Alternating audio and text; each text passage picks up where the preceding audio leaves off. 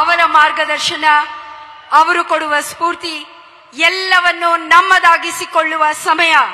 ಅವರೇ ಭಾರತದ ಮಾನನೀಯ ಪ್ರಧಾನಮಂತ್ರಿಗಳು ಶ್ರೀ ನರೇಂದ್ರ ಮೋದಿಜಿ ಅವರು.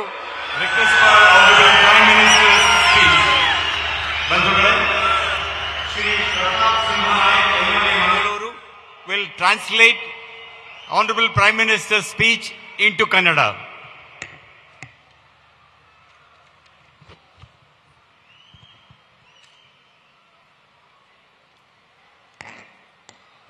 भारत माता की,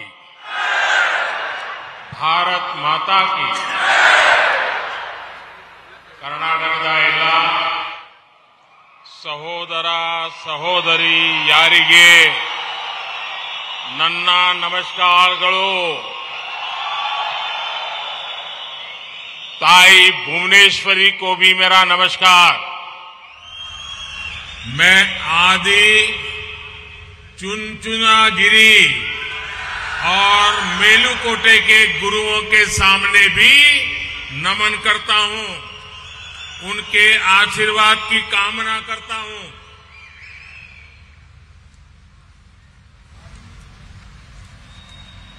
ತಾಯಿ ಭುವನೇಶ್ವರಿಗೂ ನನ್ನ ನಮಸ್ಕಾರಗಳು. ನಾನು ಆದಿಚುಂಚನಗಿರಿ ಹಾಗೂ ಮೇಲುಕೋಟೆಯ ಗುರುಗಳಿಗೂ ನಮನಗಳನ್ನು ಸಲ್ಲಿಸುತ್ತೇನೆ, ಅವರ ಆಶೀರ್ವಾದವನ್ನ ಬೇಡುತ್ತೇನೆ. बीते कुछ समय में मुझे कर्नाटका के अलग अलग क्षेत्रों में जनता जनार्दन के दर्शन का अवसर मिला है. हर जगह कर्नाटका की जनता अभूतपूर्व आशीर्वाद दे रही है और मंड्या के लोगों के तो आशीर्वाद में भी मिठास होती है. सक्करे नगरा मधुर मंड्या. मंड्या के इस प्यार से, इस सत्कार से मैं अभिभूत हूं. मैं आप सभी का सर झुका करके वंदन करता हूं. ಕೆಲವು ಸಮಯಗಳಿಂದ ನನಗೆ ಕರ್ನಾಟಕದ ಬೇರೆ ಬೇರೆ ಪ್ರದೇಶದ ಜನಾರ್ದನರ ದರ್ಶನ ಮಾಡುವ ಅವಕಾಶ ಲಭಿಸಿದೆ. ಪ್ರತಿ ಸ್ಥಳದಲ್ಲಿಯೂ ಕರ್ನಾಟಕದ ಜನತೆಯ ಅಭೂತಪೂರ್ವ ಆಶೀರ್ವಾದವನ್ನ ನೀಡಿದ್ದಾರೆ. ಅದರಲ್ಲಿಯೂ ಮಂಡ್ಯದ ಜನರ ಆಶೀರ್ವಾದದ ಸವಿಯಲ್ಲಿ ಸವಿ ಮತ್ತು ಮಾಧುರ್ಯದಿಂದ ಕೂಡಿದೆ. ಸಕ್ಕರೆಯ ನಗರ ಮಧುರ ಮಂಡ್ಯದ ಈ ಪ್ರೀತಿಯ ಈ ಸತ್ಕಾರದಲ್ಲಿ ನಾನು ಮಿಂದು ಪುನೀತನಾಗಿದ್ದೇನೆ. ನಿಮಗೆಲ್ಲರಿಗೂ ನಾನು ಶಿರಬಾಗಿ ನಮಸ್ಕಾರವನ್ನ ಹೇಳ್ತೇನೆ. डबल इंजन सरकार का ये निरंतर प्रयास है कि आपके इस प्यार के, आपका जो ऋण है उसको हम ब्याज सहित चुकाएं, तेज विकास करके चुकाएं. अभी हजारों करोड़ रुपए के जिन इंफ्रास्ट्रक्चर प्रोजेक्ट का शिलान्यास और लोकार्पण यहां हुआ है, ये इसी प्रयास का हिस्सा है. ಡಬಲ್ ಇಂಜಿನ್ ಸರ್ಕಾರದ ನಿರಂತರ ಪ್ರಯತ್ನ ತಮ್ಮ ಈ ಪ್ರೀತಿಯ ಋಣವನ್ನ ಬಡ್ಡಿ ಸಹಿತವಾಗಿ ಹಿಂದಿರುಗಿಸುವಂತದ್ದಾಗಿದೆ. ಈ ವೇಗದ ಅಭಿವೃದ್ಧಿ ಮಾಡಿ ಇದನ್ನ ತೀರಿಸುತ್ತೇವೆ. ಈಗ ತಾನೇ ಸಾವಿರಾರು ಕೋಟಿ ರೂಪಾಯಿಗಳ ಮೂಲಭೂತ ಸೌಕರ್ಯಗಳ ಯೋಜನೆಯ ಶಿಲಾನ್ಯಾಸ ಮತ್ತು ಲೋಕಾರ್ಪಣೆ ಆಗಿದೆ. ಇದು ಇದೇ ಪ್ರಯತ್ನದ ಭಾಗವಾಗಿದೆ. बीते कई दिनों से देश में बेंगलुरु मैसूरू एक्सप्रेसवे की बहुत चर्चा है. सोशल मीडिया पर एक्सप्रेसवे से जुड़ी तस्वीरें वायरल हो रही है. हर देशवासी की, हमारे युवाओं की ये इच्छा रही है कि ऐसे शानदार आधुनिक एक्सप्रेसवे भारत में हर जगह बने। आज वो बेंगलुरु मैसूरू एक्सप्रेसवे को देखकर हमारे देश के युवा गर्व से भरे हुए हैं।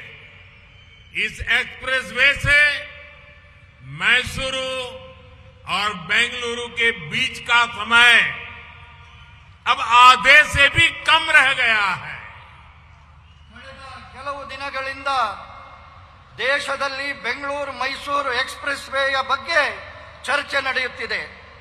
ಸಾಮಾಜಿಕ ಮಾಧ್ಯಮಗಳಲ್ಲಿ ಎಕ್ಸ್‌ಪ್ರೆಸ್ ವೇಗೆ ಸಂಬಂಧಪಟ್ಟ ಚಿತ್ರಗಳು ವೈರಲ್ ಆಗಿವೆ. ಪ್ರತಿ ಭಾರತೀಯನಿಗೂ ಈ ದೇಶದ ಪ್ರತಿ ಯುವಕನಿಗೂ ಒಂದು ಇಚ್ಛೆ ಇತ್ತು. ಈ ದೇಶದ ರಸ್ತೆಗಳು ಅಭೂತಪೂರ್ವವಾಗಿ ಆಧುನಿಕವಾಗಿ ಆಗಬೇಕು. ಇವತ್ತು ಬೆಂಗಳೂರು ಮೈಸೂರಿನ ಈ ಹೆದ್ದಾರಿಯನ್ನ ನೋಡುವಾಗ ಆ ಯುವಕರ ಮನದಲ್ಲಿ ಹೆಮ್ಮೆ ಗರ್ವ ಮೂಡಿ ಬಂದಿದೆ. ಮತ್ತು ಈ ಕಾರಣಕ್ಕೆ ಮೈಸೂರು ಮತ್ತು ಬೆಂಗಳೂರಿನ ಮಧ್ಯದ ಪ್ರಯಾಣದ ಸಮಯ ಅರ್ಧಕ್ಕಿಂತಲೂ ಕಡಿಮೆಯಾಗಿದೆ. आज मैसूरू कुशलनगर 4 लेन का भी शिलान्यास हुआ है। ये सभी प्रोजेक्ट्स इस क्षेत्र में सबका विकास को और गति देंगे, समृद्धि के रास्ते खोलेंगे। आप सभी को कनेक्टिविटी के इन प्रोजेक्ट्स के लिए आप सबको बहुत बहुत बधाई। ಇವತ್ತು ಮೈಸೂರು ಮತ್ತು ಕುಶಾಲನಗರದ ಚತುಷ್ಪಥ ರಸ್ತೆಯ ಶಿಲಾನ್ಯಾಸವೂ ಆಗಿದೆ. ಈ ಎಲ್ಲ ಯೋಜನೆಗಳು ಈ ಕ್ಷೇತ್ರದ ವಿಕಾಸದ ಜೊತೆಗೆ ವೇಗವನ್ನು ನೀಡುತ್ತದೆ, ಸಮೃದ್ಧಿಯ ರಹದಾರಿಗಳನ್ನು ತೆರೆಯುತ್ತದೆ. ನಿಮಗೆಲ್ಲರಿಗೂ ಈ ಸಂಪರ್ಕದ ಯೋಜನೆಗಳಿಗಾಗಿ ತುಂಬಾ ತುಂಬಾ अभिनंदनेಗಳು। भारत में जब भी इंफ्रास्ट्रक्चर के विजन से जुड़ी चर्चा होती है तब दो महान विभूतियों का नाम हमेशा अग्रणी रहता है। कृष्णराजा वडियार और सर एम विश्वेश्वरैया, ये दोनों महापुरुष इसी धरती के संतान थे और उन्होंने पूरे देश को एक नई दृष्टि दी, ताकत दी। इन महान विभूतियों ने आपदा को अवसर में बदला, इंफ्रास्ट्रक्चर का महत्व समझा और ये आज की पीढ़ियों का सौभाग्य है। पूर्वजों की तपस्या का उन्हें आज लाभ मिल रहा है। ಭಾರತದಲ್ಲಿ ಯಾವಾಗ ಎಲ್ಲ ಮೂಲಭೂತ ಸೌಕರ್ಯಗಳ ದೂರದರ್ಶಿತ್ವದ ಜೊತೆಗಿನ ಚರ್ಚೆ ಆಗುತ್ತದೆ ಆವಾಗ ಎಲ್ಲ ಇಬ್ಬರು ಮಹಾನ್ ವಿಭೂತಿ ಪುರುಷರ ಹೆಸರು ಅಗ್ರಣಿಯಲ್ಲಿ ಬಂದು ನಿಲ್ತದೆ. ಕೃಷ್ಣರಾಜ ಒಡೆಯರ್ ಮತ್ತು ಸರ್ ಎಂ ವಿಶ್ವೇಶ್ವರಯ್ಯನವರು ಈ ಇಬ್ಬರು ಮಹಾಪುರುಷರನ್ನ ಈ ಪುಣ್ಯ ಭೂಮಿ ಭಾರತಕ್ಕೆ ನೀಡಿದೆ. ಈ ಮಹಾನ್ ಪುರುಷರ ಆಪತ್ತನ್ನ ಸಂಕಷ್ಟವನ್ನ ಅವಕಾಶವಾಗಿ ಪರಿವರ್ತಿಸುವ ದೂರದರ್ಶಿತ್ವದ ಕಾರಣಕ್ಕೆ ಇವತ್ತಿನ ಪೀಳಿಗೆ ಅವರ ತಪಸ್ಸಿನ ಫಲದ ಲಾಭವನ್ನ ಅನುಭವಿಸ್ತಾ ಇದೆ. ऐसे ही महान व्यक्तित्वों से प्रेरित होकर आज देश में आधुनिक इंफ्रास्ट्रक्चर पर काम हो रहा है। आज भारतमाला और सागरमाला योजना से कर्नाटका बदल रहा है, देश बदल रहा है। जब दुनिया कोरोना की मुश्किलों से जूझ रही थी, तब भी भारत ने इंफ्रास्ट्रक्चर के बजट को कई गुना बढ़ाया है। इस वर्ष के बजट में तो रिकॉर्ड 10 लाख करोड़ रुपए हमने इंफ्रास्ट्रक्चर के लिए रखे हैं। ಇಂತಹ ಮಹಾಪುರುಷರ ಪ್ರೇರಣೆಯಿಂದ ಇವತ್ತು ದೇಶ ಆಧುನಿಕ ಮೂಲಭೂತ ಸೌಕರ್ಯಗಳ ಕೆಲಸವನ್ನ ಮಾಡ್ತಾ ಇದೆ. ಇವತ್ತು ಭಾರತ್ ಮಾಲಾ ಮತ್ತು ಸಾಗರ್ ಮಾಲಾದ ಯೋಜನೆಯ ಕಾರಣಕ್ಕೆ ಕರ್ನಾಟಕ ಬದಲಾಗುತ್ತಿದೆ, ದೇಶ ಬದಲಾಗುತ್ತಿದೆ. ಜಗತ್ತು ಕೊರೋನಾದ ಸಂಕಟದಲ್ಲಿ ಹೋರಾಡುತ್ತಿರುವಾಗ ಆಗಲೂ ಭಾರತದ ಮೂಲಭೂತ ಸೌಕರ್ಯಕ್ಕೆ ಬಜೆಟ್ನಲ್ಲಿ ಬಹಳಷ್ಟು ಅವಕಾಶವನ್ನ ಹೆಚ್ಚಿಗೆ ಮಾಡಿದೆ. ಈ ವರ್ಷದ ಬಜೆಟ್ನಲ್ಲಂತೂ 10 ಲಕ್ಷ ಕೋಟಿ ರೂಪಾಯಿಯನ್ನ ನಾವು ಮೂಲಭೂತ ಸೌಕರ್ಯಗಳಿಗಾಗಿ ಕಾದಿರಿಸಿದ್ದೇವೆ.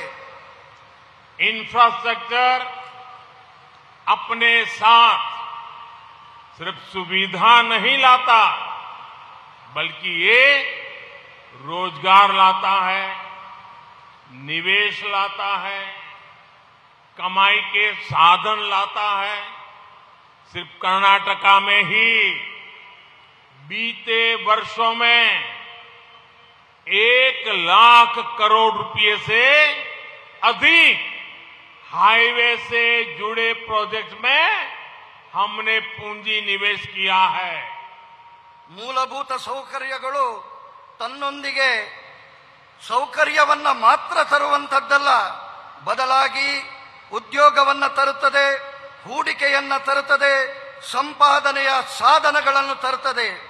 ಕೇವಲ ಕರ್ನಾಟಕದಲ್ಲಿ ಕಳೆದ ಕೆಲವು ವರ್ಷಗಳಲ್ಲಿ 1 ಲಕ್ಷ ಕೋಟಿ ರೂಪಾಯಿಗಿಂತಲೂ ಅಧಿಕವಾದಂತಹ ಹೈವೇ ಸಂಬಂಧಿತ ಯೋಜನೆಗಳಿಗಾಗಿ ಹಣವನ್ನ ಬಿಡುಗಡೆ ಮಾಡಿದೆ. बेंगलुरु और मैसूरू दोनों कर्नाटका के महत्वपूर्ण शहर है। एक शहर को टेक्नोलॉजी के लिए जाना जाता है तो दूसरे को ट्रेडिशन के लिए। इन दोनों शहरों को आधुनिक कनेक्टिविटी से जोड़ना कई अलग अलग दृष्टिकोण से बहुत महत्वपूर्ण है। ಬೆಂಗಳೂರು ಮತ್ತು ಮೈಸೂರು ಎರಡೂ ಕರ್ನಾಟಕದ ಮಹತ್ವಪೂರ್ಣ ನಗರಗಳಾಗಿವೆ. ಒಂದು ತನ್ನ ಟೆಕ್ನಾಲಜಿಗೆ ಪರಿಚಿತವಾಗಿದ್ದರೆ ಇನ್ನೊಂದು ತನ್ನ ಪರಂಪರೆಯ ಕಾರಣಕ್ಕೆ ಪರಿಚಿತವಾಗಿದೆ. ಈ ಎರಡೂ ನಗರಗಳ ಆಧುನಿಕ ಸಂಪರ್ಕದಿಂದಾಗಿ ಬೇರೆ ಬೇರೆ ರೀತಿಯ ದೃಷ್ಟಿಕೋನದ ಬಹಳ ಮಹತ್ವವನ್ನ ಈ ಸಂಪರ್ಕ ಪಡಿತದೆ. लंबे समय से दोनों शहरों के बीच यात्रा करने वाले लोग भारी ट्रैफिक की शिकायत करते थे, लेकिन अब एक्सप्रेसवे की वजह से ये दूरी सिर्फ 1.5 घंटे में पूरी की जा सकेगी। इससे इस पूरे क्षेत्र में आर्थिक विकास की रफ्तार बहुत तेज होने वाली है। ಬಹಳ ಸಮಯಗಳಿಂದ ಈ ಎರಡು ನಗರಗಳ ಪ್ರಯಾಣಿಕರು ಭಾರಿ ರೀತಿಯಲ್ಲಿ ವಾಹನದ ದಟ್ಟಣೆಯ ಕಾರಣಕ್ಕೆ ದೂರುಗಳನ್ನು ಸಲ್ಲಿಸ್ತಾ ಇದ್ದರು. ಇವತ್ತು ಈ ಎಕ್ಸ್ಪ್ರೆಸ್ ಹೈವೇಯ ಕಾರಣದಿಂದಾಗಿ ಈ ಪ್ರಯಾಣದ ದೂರವನ್ನ ಕೇವಲ 1.5 ಗಂಟೆಯಲ್ಲಿ ಪೂರ್ಣ ಮಾಡಲು ಸಾಧ್ಯವಾಗ್ತದೆ. ಇದರ ಕಾರಣಕ್ಕೆ ಈ ಪ್ರದೇಶದಲ್ಲಿ ಆರ್ಥಿಕತೆಯ ಅಭಿವೃದ್ಧಿಯ ವೇಗವು ಹೆಚ್ಚುತ್ತದೆ. ये एक्सप्रेसवे रामनगर और मंड्या से गुजर रहा है। यहां भी कई ऐतिहासिक धरोहर मौजूद है। इन शहरों में भी पर्यटन की संभावना बढ़ जाएगी। इससे मैसूरू तक पहुंचना आसान तो होगा ही, साथ ही मां कावेरी की जन्मस्थली कोडागु तक पहुंचना भी सरल हो जाएगा। ಈ ಎಕ್ಸ್‌ಪ್ರೆಸ್ ವೇ ರಾಮನಗರ ಮತ್ತು ಮಂಡ್ಯದ ಮೂಲಕ ಹಾದು ಹೋಗುತ್ತಿದೆ. ಇದು ಈ ಪ್ರದೇಶಗಳು ಕೂಡ ಐತಿಹಾಸಿಕ ಕಾರಣಕ್ಕೆ ಪ್ರಸಿದ್ಧವಾಗಿದೆ. ಇದರ ಕಾರಣಕ್ಕೆ ಇಲ್ಲಿ ಪ್ರವಾಸೋದ್ಯಮ ಹೆಚ್ಚಾಗುವ ಸಂಭವವಿದೆ. ಇದರಿಂದಾಗಿ ಈ ಮಾರ್ಗದ ಮೂಲಕ ಕಾವೇರಿಯ ಜನ್ಮಸ್ಥಳವಾದ ಕೊಡಗಿಗೆ ಹೋಗುವಂತಹ ವ್ಯವಸ್ಥೆ ಸುಲಭವಾಗುತ್ತದೆ. अभी हम देखते हैं कि बरसात में लैंडस्लाइड के कारण वेस्टर्न घाट में बेंगलुरु का रास्ता अक्सर बंद हो जाता है। इससे इस क्षेत्र की पोर्ट कनेक्टिविटी प्रभावित होती है। मैसूरू कुशलनगर हाईवे के चौड़ीकरण से ये समस्या भी दूर हो जाएगी। अच्छी कनेक्टिविटी के चलते इस क्षेत्र में इंडस्ट्री का भी विस्तार बहुत तेजी से होगा। ನಾವು ನೋಡುತ್ತೇವೆ, ಮಳೆಗಾಲದ ಕಾಲದಲ್ಲಿ ಪಶ್ಚಿಮ ಘಟ್ಟಗಳಲ್ಲಿ ಭೂಕುಸಿತದ ಕಾರಣಕ್ಕೆ ಬೆಂಗಳೂರು ಮಂಗಳೂರು ರಸ್ತೆ ಆಗಾಗ ಬಂದ್ ಆಗ್ತದೆ. ಈ ಕ್ಷೇತ್ರದಲ್ಲಿ ಬಂದರಿನ ಜೊತೆಗಿನ ಸಂಪರ್ಕ ಈ ಕಾರಣಕ್ಕೆ ಪ್ರಭಾವಕ್ಕೆ ಒಳಗಾಗ್ತದೆ. ಮೈಸೂರು ಕುಶಾಲನಗರದ ಹೈವೇಯ ಅಗಲೀಕರಣ ಈ ಸಮಸ್ಯೆಯನ್ನ ದೂರ ಮಾಡುತ್ತದೆ. ಒಳ್ಳೆಯ ಸಂಪರ್ಕದ ಕಾರಣಕ್ಕೆ ಈ ಪ್ರದೇಶದಲ್ಲಿ ಕೈಗಾರಿಕೆಯ ವಿಸ್ತಾರವು ಬಹಳ ವೇಗವನ್ನು ಪಡೆಯುತ್ತದೆ. साल 2014 से पहले कांग्रेस की जो सरकार केंद्र में थी और मिलीजुली सरकार थी, भांति भांति लोगों के समर्थन से चल रही थी, उसने गरीब आदमी को, गरीब परिवारों को तबाह करने में कोई कसर बाकी नहीं छोड़ी थी। जो पैसा गरीब के विकास के लिए था, उसका हजारों करोड़ रुपए कांग्रेस की सरकार ने लूट लिया था। कांग्रेस को कभी गरीब के दुख दर्द से कोई फर्क नहीं पड़ा है। 2014ರ ಮೊದಲಿನ ಕೇಂದ್ರದ ಕಾಂಗ್ರೆಸ್ ಸರ್ಕಾರಗಳು ಬಡವರ ಬಗ್ಗೆ ಯಾವುದೇ ರೀತಿಯಲ್ಲಿಯೂ ಸಂವೇದನೆಯನ್ನ ತೋರಿಸಲಿಲ್ಲ.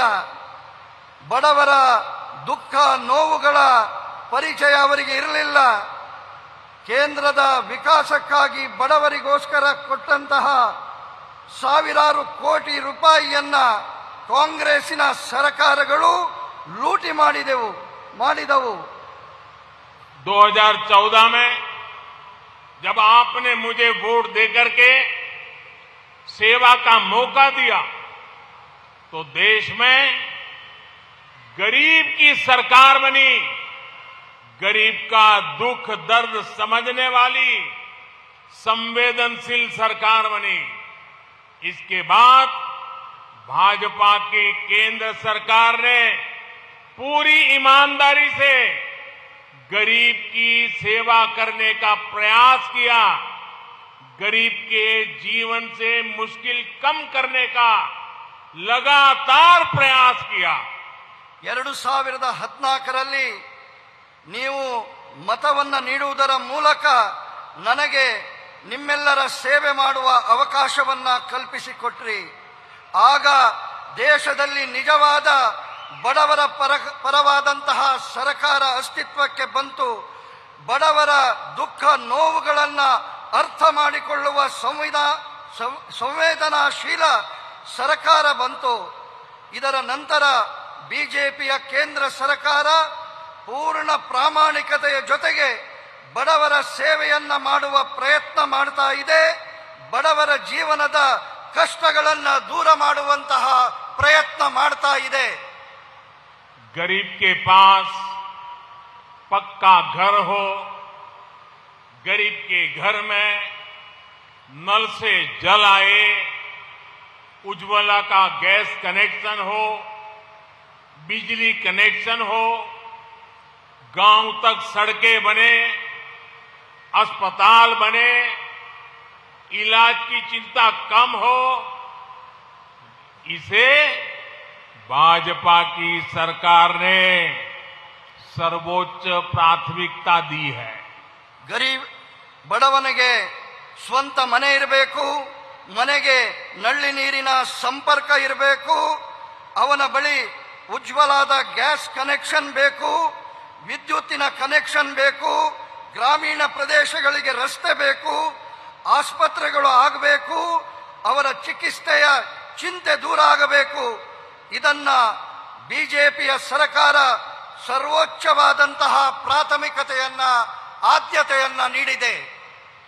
बीते 9 वर्षों में भाजपा सरकार की योजनाओं से करोड़ों गरीबों का जीवन आसान हुआ है. कांग्रेस के समय में गरीब को सुविधाओं के लिए सरकार के पास चक्कर लगाने पड़ते थे. अब भाजपा की सरकार गरीब के पास जाकर उसे सुविधाएं दे रही है. जो लोग अब भी भाजपा सरकार की योजनाओं के लाभ से वंचित है, उन तक भी अभियान चला करके पहुंचा जा रहा है. ಕಳೆದ 9 ವರ್ಷಗಳಲ್ಲಿ ಬಿಜೆಪಿಯ ಸರ್ಕಾರದ ಯೋಜನೆಗಳು ಕೋಟಿ ಕೋಟಿ ಬಡವರ ಜೀವನವನ್ನ ಸುಧಾರಣೆ ಮಾಡಿದೆ. ಕಾಂಗ್ರೆಸ್ಸಿನ ಸಮಯದಲ್ಲಿ ಬಡವ ಸರ್ಕಾರದ ಯೋಜನೆಗಳಿಗಾಗಿ ಕಚೇರಿಗಳಿಗೆ ಸುತ್ತಾಟವನ್ನ ಮಾಡಬೇಕಾಗಿತ್ತು. ಇವತ್ತು ಬಿಜೆಪಿಯ ಸರ್ಕಾರ ಬಡವನ ಮನೆ ಬಾಗಿಲಿಗೆ ಈ ಯೋಜನೆಗಳನ್ನು ತಲುಪಿಸುವಂತಹ ಕೆಲಸ ಮಾಡ್ತಾ ಇದೆ. ಯಾರಿಗೆ ಬಿಜೆಪಿಯ ಸರ್ಕಾರದ ಯೋಜನೆಗಳ ಲಾಭ ಇನ್ನೂ ಸಿಗಲಿಲ್ಲವೋ ಅವರಿಗೂ ಈ ಅಭಿಯಾನದ ಮೂಲಕ ತಲುಪಿಸಬೇಕಾದಂತಹ ಕೆಲಸ ಮಾಡಬೇಕಾಗಿದೆ. भाजपा सरकार ने हमेशा समस्याओं के स्थायी समाधान को महत्व दिया. पिछले 9 वर्षों में देश में 3 करोड़ से अधिक गरीबों के घर बने हैं, जिसमें से लाखों घर ये हमारे कर्नाटका में भी बने हैं. जल जीवन मिशन के तहत कर्नाटका में लगभग 40 लाख नए परिवारों को नल से जल मिला है.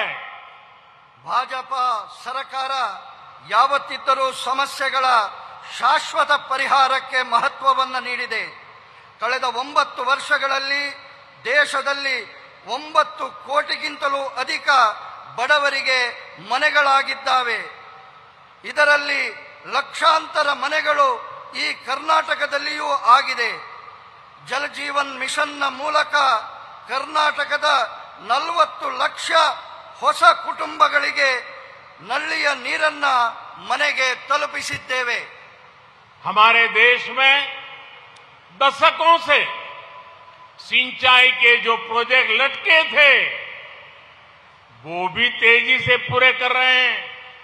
इस साल बजट में केंद्र सरकार ने अपर भद्रा प्रोजेक्ट को 5,300 करोड़ रुपए देने की घोषणा की है. इससे भी कर्नाटका के एक बड़े हिस्से में सिंचाई से जुड़ी समस्याओं का स्थायी समाधान होने वाला है. ನಮ್ಮ ದೇಶದಲ್ಲಿ ದಶಕಗಳ ಕಾಲ ನೀರಾವರಿಯ ಯೋಜನೆಗಳು ನೇತಾಡಿಕೊಂಡೇ ಇರುತ್ತವೆ. ಇದಕ್ಕೆ ವೇಗವನ್ನ ಕೊಡುವ ದೃಷ್ಟಿಯಲ್ಲಿ ನಮ್ಮ ಸರ್ಕಾರ ಈ ಬಾರಿಯ ಬಜೆಟ್ನಲ್ಲಿ ಭದ್ರಾ ಮೇಲ್ದಂಡೆ ಯೋಜನೆಗೆ 5,300 ಕೋಟಿ ರೂಪಾಯಿ ಕೊಡುವಂತಹ ಘೋಷಣೆ ಮಾಡಿದೆ. ಈ ಕಾರಣಕ್ಕೆ ಕರ್ನಾಟಕದ ಬಹುದೊಡ್ಡ ಪ್ರದೇಶದಲ್ಲಿ ನೀರಾವರಿಯ ಸಮಸ್ಯೆಗೆ ಶಾಶ್ವತವಾದಂತಹ ಪರಿಹಾರ ಸಿಗಲಿದೆ. किसानों की छोटी छोटी समस्याओं को दूर करके भी भाजपा सरकार उनकी चिंता का स्थायी समाधान कर रही है. पीएम किसान सम्मान निधि के तहत कर्नाटका के किसानों के बैंक खातों में 12,000 करोड़ रुपए सीधे ट्रांसफर किए गए हैं. यहां मंड्या के भी 2.25 लाख किसानों के बैंक खातों में 600 करोड़ रुपए केंद्र की भाजपा सरकार ने भेजे हैं. ರೈತರ ಸಣ್ಣ ಸಣ್ಣ ಸಮಸ್ಯೆಗಳಿಗೂ ಕೂಡ ದೂರ ಮಾಡುವಂತಹ ಪ್ರಯತ್ನವನ್ನ ಭಾರತೀಯ ಜನತಾ ಪಾರ್ಟಿಯ ಸರ್ಕಾರ ಶಾಶ್ವತ ಪರಿಹಾರದ ಮೂಲಕ ಮಾಡುವಂತಹ ಪ್ರಯತ್ನ ಮಾಡ್ತಾ ಇದೆ. ಪಿಎಂ ಕಿಸಾನ್ ಸಮ್ಮಾನ್ ನಿಧಿಯ ಮೂಲಕ ಕರ್ನಾಟಕದ ರೈತರ ಬ್ಯಾಂಕ್ ಖಾತೆಗಳಿಗೆ 12,000 ಕೋಟಿಗಿಂತಲೂ ಅಧಿಕವಾದಂತಹ ಹಣ ನೇರವಾಗಿ ಅವರ ಖಾತೆಗೆ ಜಮೆಯಾಗಿದೆ. ಈ ಮಂಡ್ಯದಲ್ಲಿಯೂ ಕೂಡ 3.25 ಲಕ್ಷ ರೈತರ ಖಾತೆಗಳಿಗೆ 600 ಕೋಟಿ ರೂಪಾಯಿಗಿಂತಲೂ ಅಧಿಕ ಕೇಂದ್ರ ಸರ್ಕಾರ ನೀಡಿದೆ. वैसे मैं भाजपा की कर्नाटक की सरकार का एक और बात के लिए भी प्रशंसा करूंगा. पीएम किसान सम्मान निधि में केंद्र सरकार जो 6,000 रुपया भेजती है, कर्नाटका सरकार उसमें 4,000 रुपया और जोड़ देती है. यानी डबल इंजन सरकार में किसानों को डबल लाभ हो रहा है, उनकी समस्याओं का समाधान हो रहा है. ನಾನು ಒಂದು ಮಾತಿಗಾಗಿ ಕರ್ನಾಟಕದ ಸರ್ಕಾರವನ್ನ ಅಭಿನಂದಿಸುತ್ತೇನೆ. ಪಿಎಂ ಕಿಸಾನ್ ಸಮ್ಮಾನ್ ನಿಧಿಯ ಜೊತೆಗೆ ಕೇಂದ್ರ ಸರ್ಕಾರದ 6,000 ಜೊತೆಗೆ ಕರ್ನಾಟಕದ ಸರ್ಕಾರವು 4,000 ರೂಪಾಯಿಯನ್ನ ಜೋಡಿಸಿ ನೀಡುತ್ತಿದೆ. ಈ ಕಾರಣಕ್ಕೆ ಡಬಲ್ ಇಂಜಿನ್ ಸರ್ಕಾರದ ಕಾರಣಕ್ಕೆ ರೈತರಿಗೆ ಡಬಲ್ ಲಾಭ ಆಗ್ತಾ ಇದೆ, ಅವರ ಸಮಸ್ಯೆಗಳಿಗೆ ಪರಿಹಾರ ಸಿಗ್ತಾ ಇದೆ. कर्नाटका के सक्करे नगरा मधुर मंड्या के हमारे गन्ना किसानों को दशकों से एक और समस्या का सामना करना पड़ता था. गन्ने की पैदावार ज्यादा हो तो भी मुसीबत, गन्ना कम पैदा हो तो भी मुसीबत. इस वजह से चीनी मिलों पर गन्ना किसानों का बकाया सालों साल चलता रहता था. ಕರ್ನಾಟಕದ ಸಕ್ಕರೆಯ ನಗರ ಮಧುರ ಮಂಡ್ಯದ ಕಬ್ಬು ಬೆಳೆಗಾರರಿಗೆ ದಶಕಗಳಿಂದ ಒಂದು ಸಮಸ್ಯೆ ಯಾವಾಗಲೂ ಎದುರಿಸಬೇಕಾಗ್ತದೆ. ಕಬ್ಬು ಬೆಳೆ ಹೆಚ್ಚಾದಾಗಲೂ ಸಮಸ್ಯೆ, ಕಬ್ಬು ಬೆಳೆ ಕಡಿಮೆಯಾದಾಗಲೂ ಸಮಸ್ಯೆ. ಈ ಕಾರಣಕ್ಕೆ ಸಕ್ಕರೆಯ ಕಾರ್ಖಾನೆಗಳ ಮೇಲೆ ಕಬ್ಬು ಬೆಳೆಗಾರರ ಅವಲಂಬನೆ ನಡೀತಾ ಇರ್ತಿತ್ತು. इस समस्या का कोई न कोई समाधान करना तो जरूरी था. किसानों के हित को प्राथमिकता देने वाली भाजपा सरकार ने एक रास्ता चुना, इथेनॉल का. हमने तय किया कि गन्ने से बनने वाले इथेनॉल का उत्पादन बढ़ाएंगे. यानी गन्ने की ज्यादा पैदावार होने पर उससे इथेनॉल बनाया जाएगा. इथेनॉल से किसान की आय सुनिश्चित की जाएगी. ಈ ಸಮಸ್ಯೆಗೆ ಒಂದು ಪರಿಹಾರವನ್ನ ಹುಡುಕುವಂತದ್ದು ಅಗತ್ಯ ಇತ್ತು. ರೈತರ ಹಿತಕ್ಕೆ ಪ್ರಾಥಮಿಕತೆಯನ್ನು ನೀಡುವಂತಹ ಬಿಜೆಪಿ ಸರ್ಕಾರ ಒಂದು ಉಪಾಯವನ್ನ ಇಥೆನಾಲ್ ಉತ್ಪಾದನೆಯ ಮೂಲಕ ಹುಡುಕಿತು. ನಾವು ನಿಶ್ಚಯ ಮಾಡಿದೆವು, ಕಬ್ಬಿನಿಂದ ಉತ್ಪಾದನೆ ಆಗುವಂತಹ ಇಥೆನಾಲ್ನ ಉತ್ಪಾದನೆಯನ್ನ ಹೆಚ್ಚಿಗೆ ಮಾಡುತ್ತೇವೆ. ಅಂದರೆ ಕಬ್ಬಿನಿಂದ ಹೆಚ್ಚಿನ ಉತ್ಪತ್ತಿಯನ್ನ ಮಾಡುವುದರ ಮೂಲಕ ಇಥನಾಲ್ನ ಹೆಚ್ಚಿನ ಉತ್ಪಾದನೆ ಜೊತೆಗೆ ಕಬ್ಬು ಬೆಳೆಗಾರರಿಗೆ ಹೆಚ್ಚಿನ ಸುಸ್ಥಿರ अभिवृद्धि ಇದರಿಂದ साध्य। पिछले वर्ष ही देश की चीनी मिलों ने 20,000 करोड़ रुपए का इथेनॉल तेल कंपनियों को बेचा। इससे गन्ना किसानों को समय पर भुगतान करने में मदद मिली है। 13-14 के बाद से लेकर पिछले सीजन तक 17,000 करोड़ रुपए का इथेनॉल चीनी मिलों से खरीदा गया है। ये पैसा गन्ना किसानों तक पहुंचा है। ಕಳೆದ ವರ್ಷ ದೇಶದ ಸಕ್ಕರೆ ಕಾರ್ಖಾನೆಗಳಿಂದ 20,000 ಕೋಟಿ ರೂಪಾಯಿಯ ಇಥೆನಾಲ್ ಅನ್ನು ತೈಲ ಕಂಪನಿಗಳಿಗೆ ಮಾರಾಟ ಮಾಡಿದೆ। ಇದರಿಂದಾಗಿ ಕಬ್ಬು ಬೆಳೆಗಾರರ ಸಮಯಕ್ಕೆ ಸರಿಯಾಗಿ ಹಣವನ್ನು ಪಾವತಿಸುವುದಕ್ಕೆ ಸಹಾಯವಾಗಿದೆ। 2013-14 ನಂತರ ಕಳೆದ ಸೀಸನ್ ವರೆಗೂ 70,000 ಕೋಟಿ ರೂಪಾಯಿಯ ಇಥೆನಾಲ್ ಚೀನಾ ಸಕ್ಕರೆ ಕಾರ್ಖಾನೆಗಳಿಂದ ಕ್ರಯಕ್ಕೆ ತೆಗೆದುಕೊಂಡಿದೆ। ಈ ಹಣ ಕಬ್ಬು ಬೆಳೆಗಾರರಿಗೆ ತಲುಪಿದೆ। इस वर्ष के केंद्र सरकार के बजट में भी किसानों के लिए विशेष रूप से गन्ना किसानों के लिए अनेक प्रावधान किए गए हैं। शुगर कोऑपरेटिव्स के लिए 10,000 करोड़ रुपए की मदद हो, टैक्स में छूट हो, इससे गन्ना किसानों को लाभ होगा। ಈ ವರ್ಷವೂ ಕೇಂದ್ರ ಸರ್ಕಾರ ಬಜೆಟ್ನಲ್ಲಿ ರೈತರಿಗಾಗಿ ವಿಶೇಷವಾಗಿ ಕಬ್ಬು ಬೆಳೆಗಾರರಿಗೆ ಅನೇಕ ಯೋಜನೆಗಳನ್ನು ಘೋಷಣೆ ಮಾಡಿದೆ। ಸಕ್ಕರೆಯ ಸಹಕಾರಿ ಸಂಘಗಳಿಗೆ 10,000 ಕೋಟಿ ರೂಪಾಯಿಯ ಸಹಾಯಧನ, ತೆರಿಗೆಯಲ್ಲಿ ರಿಯಾಯಿತಿ, ಇದರಿಂದ ಕಬ್ಬು ಬೆಳೆಗಾರರಿಗೆ ಲಾಭವಾಗಲಿದೆ। हमारा देश अवसरों की धरती है। दुनिया भर के लोग भारत में अपनी संभावनाएं तलाश रहे हैं। 2022 में भारत में रिकॉर्ड विदेशी निवेश आया। इसका सबसे बड़ा लाभ ये हमारे कर्नाटका को हुआ। कोरोना काल के बावजूद कर्नाटका में लगभग 4 लाख करोड़ रुपए का निवेश हुआ है। ये डबल इंजन सरकार की मेहनत दिखाता है। ಇವತ್ತು ನಮ್ಮ ದೇಶ ಅವಕಾಶಗಳ ಭೂಮಿಯಾಗಿ ಪರಿವರ್ತನೆಯಾಗಿದೆ। ಜಗತ್ತಿನ ಎಲ್ಲ ಜನರು ಭಾರತದಲ್ಲಿ ತಮ್ಮ ಅವಕಾಶಗಳ ಹುಡುಕಾಟವನ್ನು ಮಾಡ್ತಾ ಇದ್ದಾರೆ।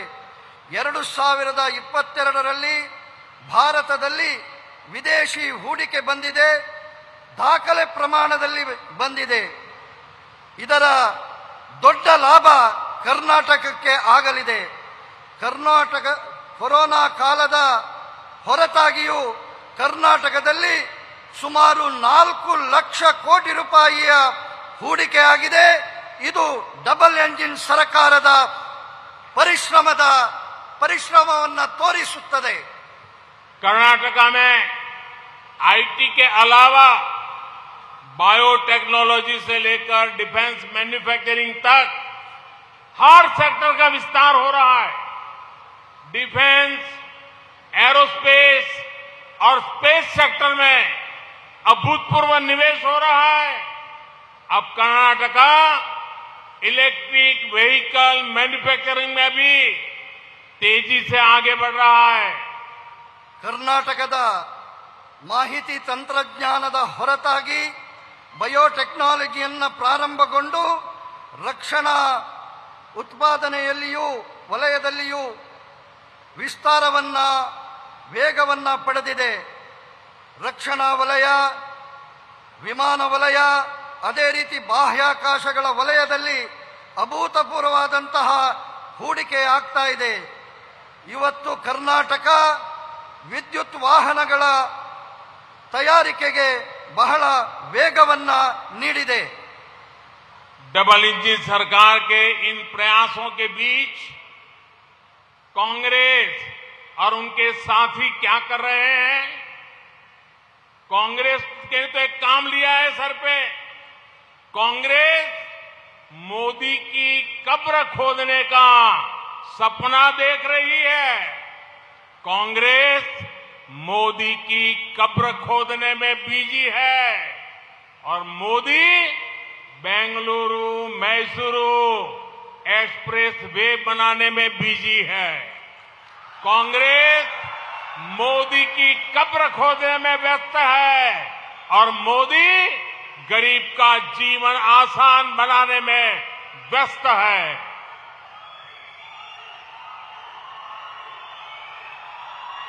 ಡಬಲ್ ಎಂಜಿನ್ ಸರ್ಕಾರ ಈ ಎಲ್ಲ ಪ್ರಯತ್ನಗಳನ್ನ ಮಾಡ್ತಾ ಇದ್ರೆ ಕಾಂಗ್ರೆಸ್ ಏನು ಮಾಡ್ತಾ ಇದೆ? ಕಾಂಗ್ರೆಸ್ ಮೋದಿಯ ಸಮಾಧಿಯನ್ನ ಮಾಡುವಂತಹ ಕನಸನ್ನ ಕಾಣ್ತಾ ಇದೆ. ಕಾಂಗ್ರೆಸ್ ಮೋದಿಯ ಸಮಾಧಿಯನ್ನ ಅಗೆಯುವಂತಹ ಕೆಲಸದಲ್ಲಿ ಬ್ಯುಸಿಯಾಗಿದ್ದರೆ ಮೋದಿ ಬೆಂಗಳೂರು ಮೈಸೂರು ಎಕ್ಸ್ಪ್ರೆಸ್ ಅನ್ನ ಮಾಡುವ ದಿಕ್ಕಿನಲ್ಲಿ ಬ್ಯುಸಿಯಾಗಿದ್ದಾರೆ. ಕಾಂಗ್ರೆಸ್ ಮೋದಿಯ ಸಮಾಧಿಯನ್ನ ಮಾಡುವುದರಲ್ಲಿ ವ್ಯಸ್ತವಾಗಿದ್ದರೆ ಮೋದಿ ಬಡವರ ಜೀವನವನ್ನ ಸುಧಾರಣೆ ಮಾಡುವುದರಲ್ಲಿ ವ್ಯಸ್ತರಾಗಿದ್ದಾರೆ. मोदी की कब्र खोदने का सपना देख रहे कांग्रेसियों को पता नहीं है कि देश की करोड़ों माताओं बहनों बेटियां, देश के लोगों का आशीर्वाद मोदी का सबसे बड़ा सुरक्षा कवच है। ಮೋದಿಯವರ ಸಮಾಧಿಯ ಅಗೆಯುವಿಕೆಯ ಕನಸನ್ನ ಕಾಣುವ ಕಾಂಗ್ರೆಸ್ಸಿಗರಿಗೆ ಗೊತ್ತಿಲ್ಲ, ದೇಶದ ತಾಯಂದಿರು, ಸಹೋದರಿಯರು, ಹೆಣ್ಣು ಮಕ್ಕಳು, ಈ ದೇಶದ ಮಹಾಜನತೆಯ ಆಶೀರ್ವಾದ ಮೋದಿಯ ರಕ್ಷಾ ಕವಚವಾಗಿ ನಿಂತಿದೆ. कर्नाटका के तेज विकास के लिए डबल इंजन सरकार जरूरी है। मैं फिर मंड्या की जनता का इस भव्य आयोजन के लिए, भव्य सत्कार के लिए, आपके आशीर्वाद के लिए हृदय से आपका आभार व्यक्त करता हूं। आप सभी को विकास के प्रोजेक्ट के लिए बहुत बहुत बधाई देता हूं। ಕರ್ನಾಟಕದ ಈ ವೇಗದ ವಿಕಾಸಕ್ಕೆ ಡಬಲ್ ಇಂಜಿನ್ ಸರ್ಕಾರದ ಅಗತ್ಯ ಇದೆ. ನಾನು ಮತ್ತೆ ಮಂಡ್ಯದ ಜನತೆಗೆ ಈ ಭವ್ಯ ಕಾರ್ಯಕ್ರಮದ ಆಯೋಜನೆಗೆ ನಿಮ್ಮ ಹೃತ್ಪೂರ್ವಕವಾದಂತಹ ಸ್ವಾಗತಕ್ಕೆ ಹೃದಯಪೂರ್ವಕವಾಗಿ ನಾನು ಪ್ರಣಾಮಗಳನ್ನು ಸಲ್ಲಿಸುತ್ತೇನೆ. ನಮ್ಮೆಲ್ಲರ ವಿಕಾಸದ ಯೋಜನೆಗಳಿಗೆ ನಿಮಗೆ ಮತ್ತೆ ಮತ್ತೆ ಅಭಿನಂದನೆಗಳನ್ನು ಸಲ್ಲಿಸುತ್ತೇನೆ. ಧನ್ಯವಾದ. भारत माता की भारत माता की भारत माता की भारत माता की बहुत बहुत धन्यवाद।